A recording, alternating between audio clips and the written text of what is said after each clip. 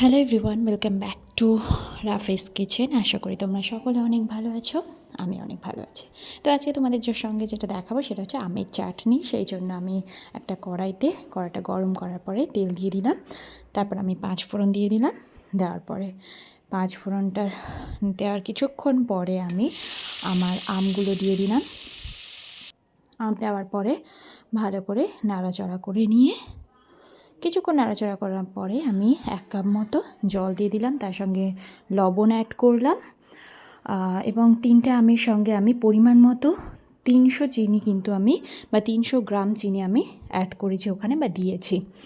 তো 300 গ্রাম চিনি দেওয়ার পরে আমি আবার ঢাকা দিয়ে দিলাম এবং ঢাকার পরে তোমরা দেখতে পাচ্ছ এরকম জল বেরিয়ে যাবে এবং বেশ লাল লাল মতো হয়ে যাবে।